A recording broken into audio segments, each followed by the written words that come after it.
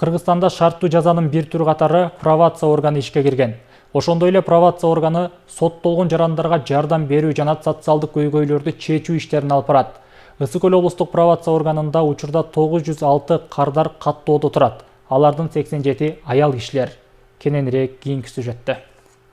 Бул жарандар соттолуп үйлөрүнө чыгарылгандар. Бүгүн келип алар тиешелүү органдардан кеңеш сурап жатышат. Пробация кардарларынын көйгөйлөрү ар кандай. Негизгиси керектүү документтерди алып, жумушка орношуу. Пландык иш-чарага Каракол шаарынын вице-мэри, Каракол шаардык социалдык өнүктүрүү башкармалыгы, Каракол шаардык калкты тейлөө борбору, билим берүү бөлүмү, үй бүлөлүк медицина борборунун жетекчилери, кызматкерлери катышты.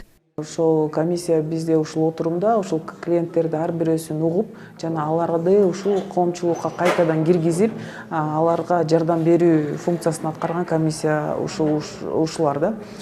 Негизи мынакей көрүп атасыздар, бүгүн ошо атайындап мындай эл арасында дагы түшүндүрүү максатында ушундай көрсөтүп атабыз. Ар бир тиешелүү структурага кайсы кишинин кайсы тармагында проблема болсо, ошо жетекчиге барып, ошол өзүнүн көйгөйүн айтышат. Анан ошол жетекчи жардам берет да. Юстиция министрлигинин алдындагы пробация департаменти кылмышы оор эмес деп эсептелинген жарандар менен иш алып барат. Эгер мыйзам бузган жарандын келтирилген чыгымы олуттуу болбосо, мурда кылмыш кылбаса, дал ушул пробация мекемесинде каттоого алынат. Ысык Көл облустук пробация органында бүгүнкү күндө 906 кардар каттоодо турат. Алардын 87си аял кишилер, 3 жаш өспүрүм бар. Пробация жөнүндө мыйзам бар.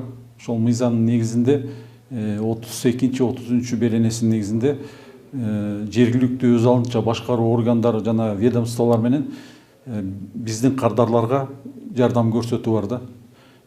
Ар бир райондук администрацияларда, мэрияларда атайын пробация кеңештери түзүлгөн. Ал кеңешке ошо жергиликтүү мамлекеттик органдардын жетекчилери кирген да. Анан ошолор аркылуу бизден баягы оор кырдаалдан чыгыш үчүн кырдаалга ошолорго жардам көрсөтөбүз да. Каттоодо тургандардын басымдуу бөлүгү баңгизат менен соттолгондор. Мындагы кызматкерлер кардарлардын үйүнө барып, аларды кылмыштуулукка кайра барбоо максатында түшүндүрүү иштерин жүргүзүп турушат. Ошондой эле кардарлар бир айда 2 жолу чакыртылып, көзөмөлдөөдөн өтөт. Мындан тышкары алар жашаган жери боюнча тиешелүү аймактарда коомдук иштерди аткарууга тартылышат.